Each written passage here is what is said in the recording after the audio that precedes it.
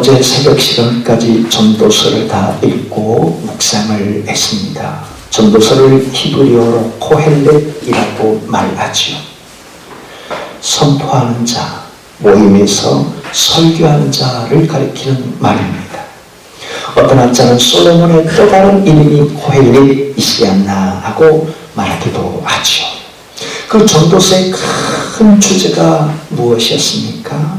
솔로몬이 자기 인생의 70평생을 살아보는데 내 인생의 뒤안길의 삶이 헛되고 헛되며 헛되고 헛되니 모든 것이 헛되었도다 라고 고백하는 것이었죠. 바꿔 말하면 내 인생을 그렇게 헛되게 살아왔는데 후세대 너희들은 헛된 인생을 살지 말라 하는 것이었습니다. 다윗의 19명의 배다른 아들들 가운데 솔로몬은 10번째 아들이었습니다. 왕이 될 자격조차 없는 아들이었죠. 그런 그를 하나님이 특별히 사랑하여 주시고 왕이 될 자격조차 없는 솔로몬을 하나님께서 왕으로 세워주셨죠. 30살의 나이에 왕이 된 그였기에 너무나도 연약한 자기 자신을 알았던 솔로몬은 기브온 산상에 올라가 1,000마리의 번제물을 잡아 하나님께 드릴 정도로 하나님 중심으로 시작을 했습니다. 내 인생도, 내 권력도, 내 진리도, 내 누리는 모든 것들도 하나님이 베풀어 주신 것입니다 하고 말입니다.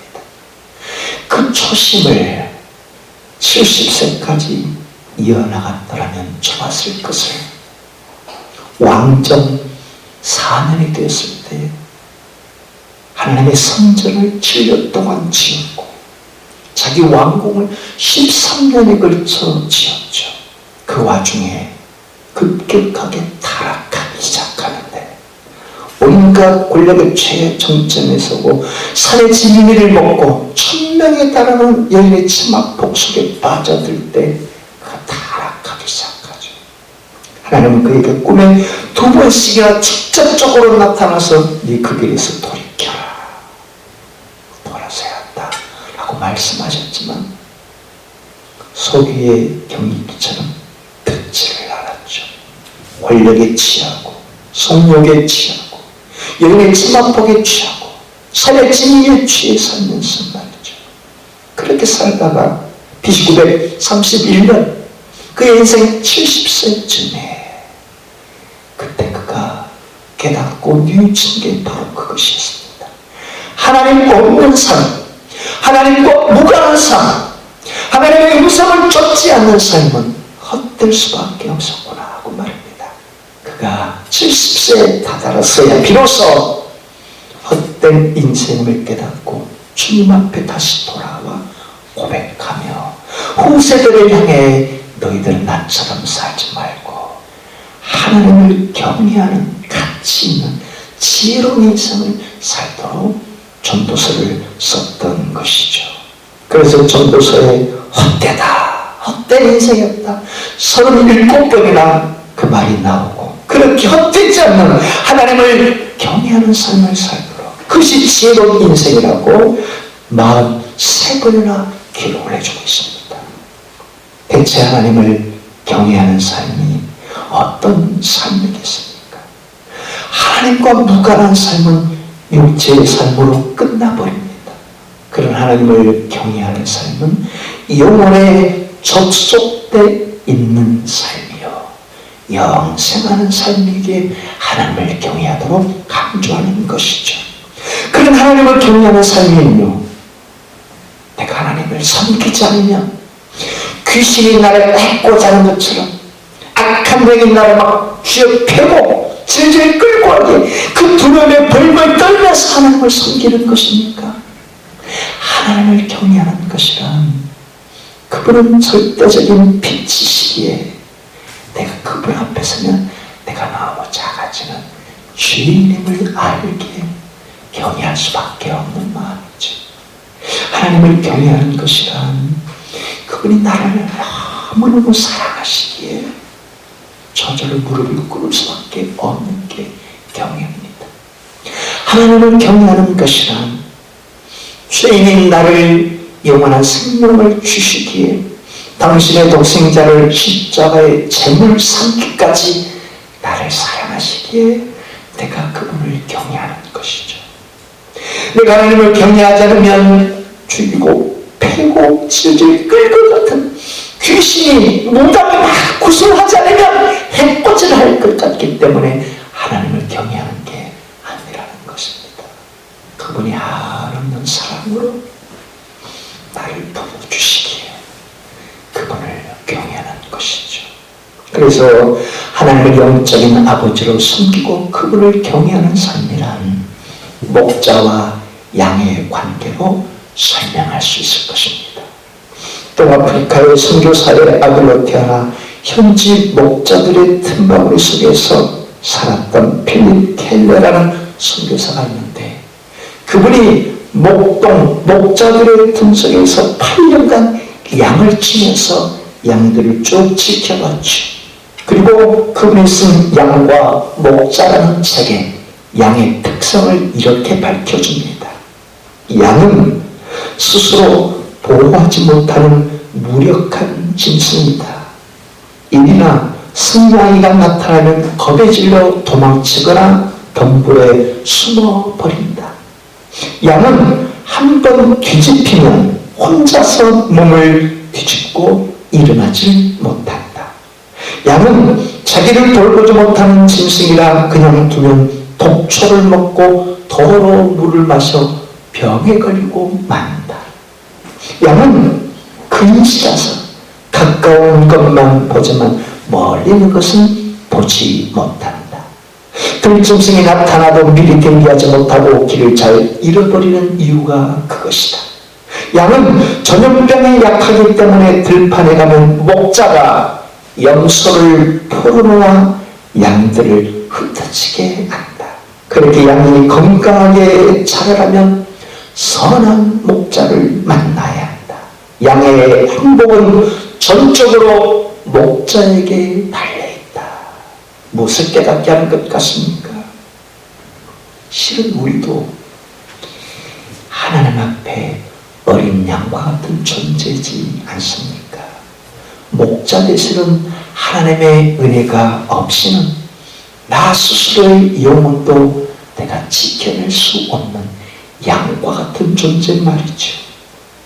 목자이신 하나님께서 나를 인도해 주지 않으면 나 보기에 좋은 풀을 먹다가 독초를 먹어버리고 쉽사리 전염병에 걸려 내 영혼이 시름시름 앓는 그런 양과 같은 존재 말이죠.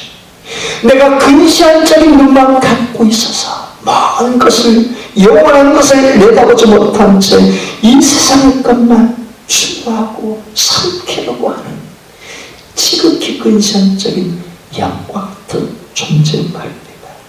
그처럼 연약한 양과 같은 존재이기에 나에게도 목자 되시는 아버지 하나님이 절대적으로 필요한 것 아니겠습니까? 하나님께서는 지금도 목자가 되셔서 양인 나를 인도하시고 푸른 초장 쉴만한 물가로 인도해 주시는 아버지신 줄 믿습니다. 오늘 본문을 통해 주님께서 우리에게 말씀하시고 선포하신 메시지가 바로 그것입니다. 할렐루야, 축복합니다. 선한 목자 오 나의 목자여 생수가 넘치고 나를 하시네 여호와 나의 목자 내게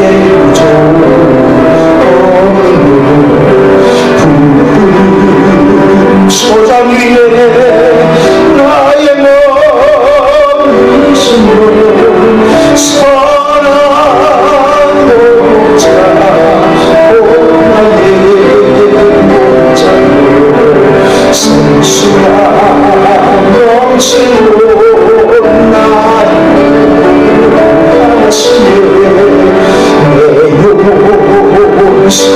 인하여 자기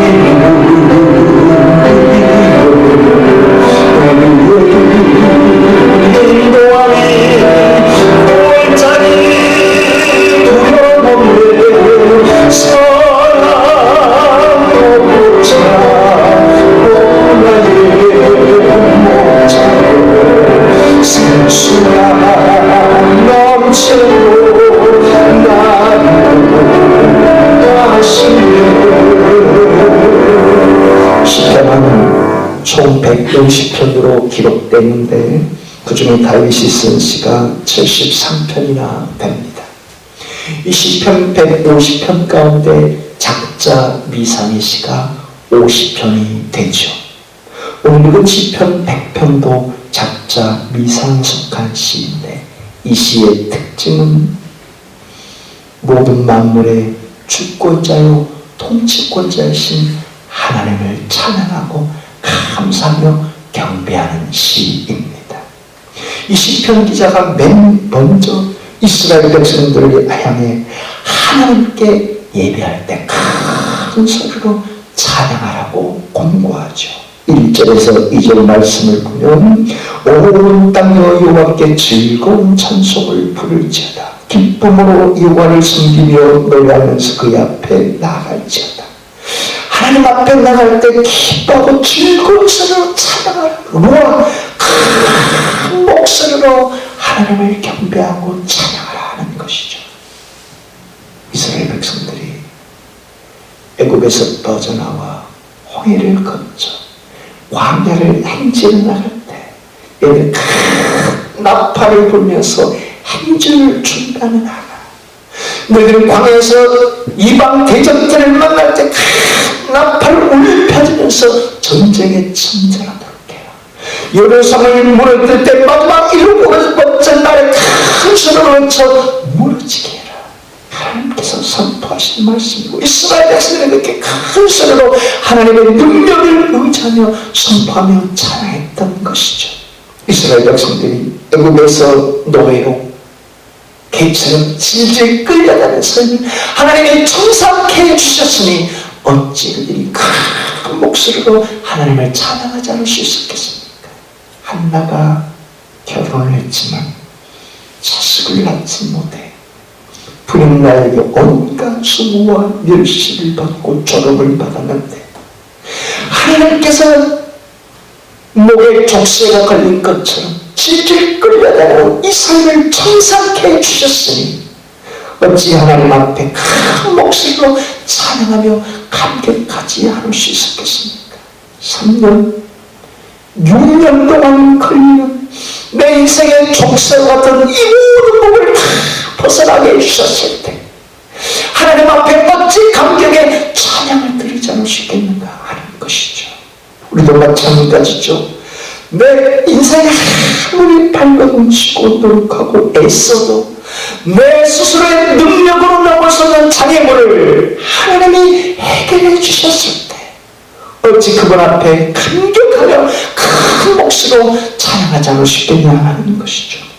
개처럼 질질 끌려다니고 남에게 수모를 당하고 말할 수 없는 고통의 시간을 보이는데 하나님께서 이 문제를 급기야 해결해 주셨을 때 얼마나 자유로운 몸으로 하나님을 기뻐하며 찬양하지 않을 수 있겠냐는 것이죠. 진짜 하나님께서는 우리 인생의 족쇄와 같은 문제를 내 힘으로는 해결할 수 없는 부분의 문제를 커다란 해결케 해주시는 아버지신 줄 믿습니다. 오늘 보면 3절은 왜 우리가 하나님을 향해 즐거운 찬송을 부리며 하나님을 기쁨으로 섬기며 나아가야 하는지를 일깨워주는 말씀인데 3절 말씀을 다시 한번 같이 읽겠습니다. 아멘. 여호와가 우리 하나님이신 줄 너희는 알지어다. 그는 우리를 지으신 이요 우리는 그의 것이니 그의 백성이요 그의 기르시는 양이로다. 하나님의 자녀들은 왜 큰 목소리로 하나님을 찬양해야 하는지, 왜 우리가 하나님을 기쁨으로 섬기며 그분 앞에 나가 경배해야 하는지 일깨워주는 말씀이죠. 하나님이 우리의 창조주이시오 아버지시기 때문이라는 겁니다. 그분이 우리의 소유요 우리가 그분의 소유요, 그분의 백성으로 그분의 기르시는 양이기 때문에 말입니다. 여기 양으로 기록된 히브리어 쏘는 작은 짐승을 가리키는 말입니다. 양으로도 번역이 되지만 염소로도 번역이 되는 말입니다. 하나님께 번제를 바칠 때 양만 드렸던 게 아니라 염소도 드렸기 때문이죠. 더욱이 당시의 목자들은 양을 칠 때 양들의 무리 속에 염소를 집어넣어 키웠습니다. 이유가 무엇이겠습니까? 양은 전염병에 약한 짐승이기 때문이죠. 서로 떨어지지 않고 붙어 있으려 하기 때문에, 붙어 있으면 공기가 통하지 않고 벌레가 끼고 전염병이 급속도로 퍼지는 것을 목자가 알기 때문에 양들 틈바구니에 염소떼를 보내서 다 흩어놓는다는 겁니다. 그래야 통풍이 있어야 되고 햇볕을 쬐고 건강하게 자랄 수 있기 때문에 말이죠. 이 모든 것을 누가 미리 조치하는 것입니까? 목자가, 양을 치는 목자가 미리 조치하는 것이죠. 양들을 잡아먹기 위해서 염소를 넣는 게 아니라 양들이 건강할 수 있도록 하기 위해서 염소를 집어넣는다는 걸 말입니다. 그러면 양들 중에 목자를 잘 따르는 양만 있는 게 아니라 한눈 팔고 헤매는 양들도 있다는 것입니다. 정말 말을 듣지 않는 양 말입니다. 그런 양들을 어떻게 하겠습니까?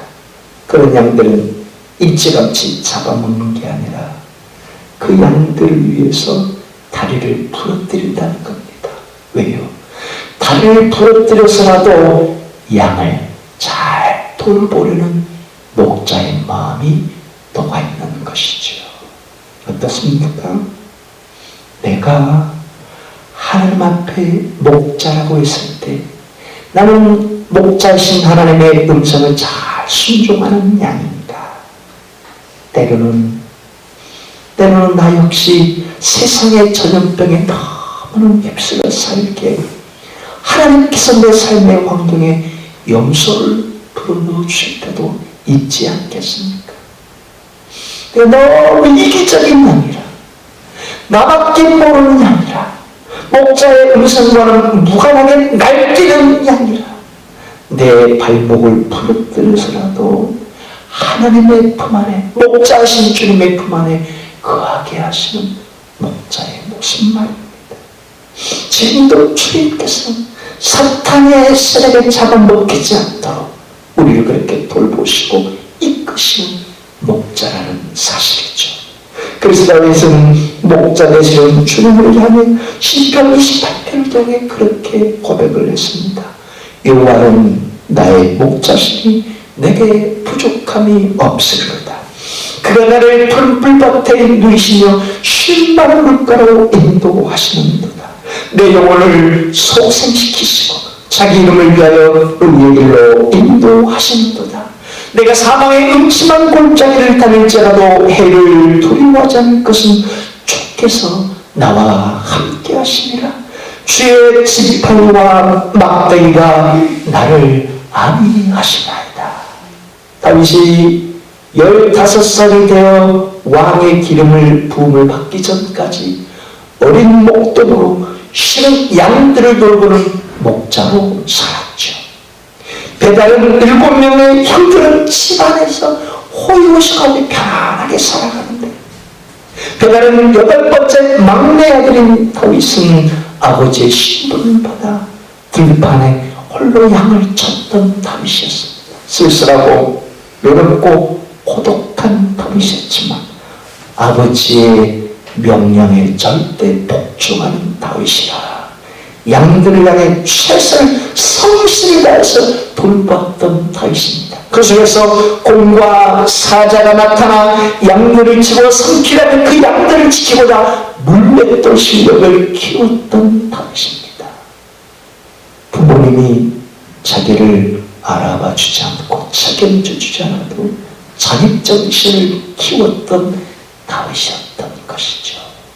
그래서 다윗이 15살에 기름 부음을 받고 이스라엘 대적하는 골리앗을 쓰러뜨리는 그 은혜도 목자의 실력을 키웠던 물맷돌 실력이요, 하나님이 그 실력과 함께 하셔서 하나님이 그를 쓰러뜨리게 주셨던 것인데, 왜 그걸 사울왕이 다윗을 견제하고 시기와 질투심에 다윗을 죽이려 할 때 그때부터 8년 동안 광야를 전전하며 도망쳐 다녀야 했죠.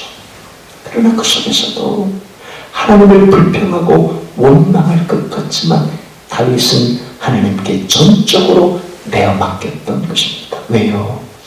어린 시절 목자의 경험이 있었기에 지금은 내가 하나님 앞에 어린 양처럼 목자신 하나님이 내 인생을 목초적으로 이끌어줄 것을 믿기에 전적으로 내어 맡겼던 다윗이었습니다. 그래서 다윗이 광야로, 동굴로, 이방 땅으로, 블레셋 지역으로 곳곳을 숨어 다니며 누빌지라도 주께서 나와 함께 하시리라. 주의 지팡이와 막대기가 나를 안위하시나이다. 주님 목자 되신 주님께 전적으로 내어 맡길 수 있었던 것이죠. 그리고 오늘 복음을 통해 주님께서 우리에게 베푸시고자 하시는 은혜가 무엇입니까? 주님께서는 저와 여러분들이 목자이신 주님께 내 인생을 의탁하며 사는 그 은혜를 우리 각자에게 베풀어 주신다는 사실이죠. 성령님의 음성을 통해 이 시간에 우리 각자에게 그렇게 말씀하지 않겠습니까? 사랑하는 아들아, 사랑하는 딸아, 너는 내 인생의 남은 때를 솔로몬처럼 헛되게 살고 있는 것은 아니더냐. 너 인생의 남은 때를 목자 되시는 하나님 아버지께 의탁하며 영생의 삶에 접속하여 살고 있느냐. 나는 스스로 보호도 못하고 뒤집히면 혼자 일어나지도 못하는데 너도 그토록 연약한 양이지 않다냐. 양은 그냥 두면 독초를 먹고 도로물을 마셔 저녁병이 걸리는데 너도 그렇게 허약한 양떼이지 않다냐. 양은 근시 아니라 당장의 눈앞의 것만 좋아하는데 너도 이 세상의 것만 현혹되어 살고 있는 양은 아니다냐. 그러는 내 사랑하는 딸아, 내 사랑하는 아들아, 너의 인생을 헛되지 않게 하려면 영원한 목자이신 아버지를 경외하며 섬기며 살아야 하지 않겠느냐. 목자이신 주님께서 너의 영혼을 지켜주시고 전염병에 쓰러지지 않도록 너를 보호해 주시니 말이다. 목자이신 주님께서 근시안적인 내 눈을 영생을 바라보도록 이끌어 주시니 말이다. 목자이신 주님께서 네가 일대에 잡아먹히지 않도록 사탄의 세력에 휘둘리지 않도록 너를 영적으로 보호해 주실 터이니 말이다. 네가 사망의 음침한 골짜기를 달릴지라도 다윗처럼 너의 인생을 주님의 지팡이와 막대기로 친히 안위해 주지 않겠느냐. 할렐루야. 지금 이 시간에도 연약한 양과 같은 나 자신을 목자이신 주님께서 성령님을 통해 보호해 주시고 인도해 주신 줄 믿습니다. 선한 목자,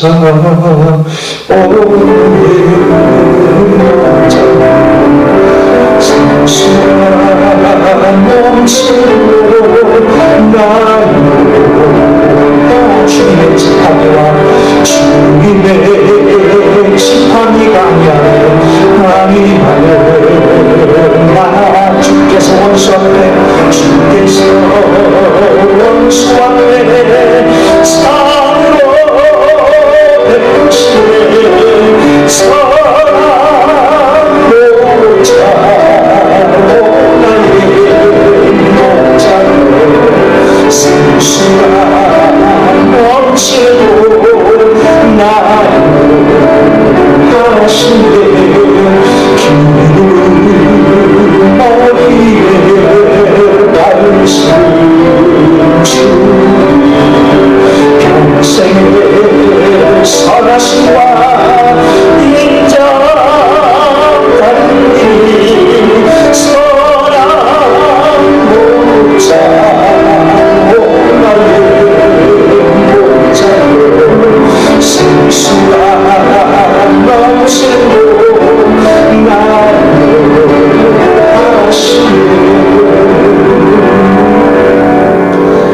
2022년 다니엘 기도회 제5일차 간증자로 나선 전은주 전도사님이 있었습니다. 그분은 어린통 예배 인도자로 섬기는 분이요, 교회여 일어나라, 내 영혼은 안전합니다 등의 곡을 쓴 분이죠. 그렇게 왕성한 활동을 한 전도사님이지만 어린 시절엔 너무나도 암울한 시기를 보냈습니다. 태어날 때 그는 왼쪽 눈이 감겨 있는 상태로 태어났죠. 선천성 안검 하수였습니다. 5살 때까지 몇 개월 한 번씩 실로 눈을 뜨게 했다가 왼쪽 허벅지 살점을 떼어서 피부를 이식하는 수술을 3번이나 대형 수술을 했죠. 그 수술로 눈을 뜨게 됐는데 웬걸 짝짝이 눈이 되고 말았습니다. 초등학교에 들어갔을 때 전학년에게 소문이 나버렸습니다. 눈병신이라고 말이죠. 그때 학교에서 친구들의 놀림을 받았고 가장 친한 친구에게도 조롱을 받았죠. 그런 상황에서 외할머니를 따라 예배당에 나가 찬송을 부르는데 그 외할머니의 주 찬송 18번지가 죄짐 맡은 우리 구주였습니다. 그래도 어린 시절에 그 찬양을 부르는 그것이 최선의 기도였습니다. 세상 친구 멸시하고 너를 조롱하여도 이 찬양이 위안이 된 것이죠. 세상 친구들 다 조롱하고 멸시 천리하다. 예수 품 안에 있으면 위로와 소망이 생기는 것. 그녀의 간절한 기도의 찬양이었던 것이죠. 그리고 그녀가 외할머니를 따라 주일예배, 수요예배, 금요일에 새벽기도까지 따르면서 기도를 드리는데 그때 이불을 뒤집어 쓰고 주님 앞에 드린 기도가 그것이었습니다. 하나님, 정말 살아계시다면 제가 왼쪽 눈에 손을 대고 기도할 때 자고나면 이 눈 크기가 똑같게 해주세요 라고 기도를 했습니다. 그러나 하나님은 그 기도에 응답해 주지를 않으셨죠.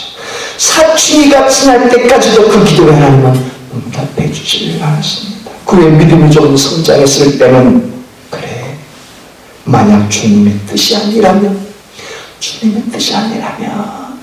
이런 믿음의 기도로 드리는데 하나님, 제 양쪽 눈 크기가 똑같게 해주세요.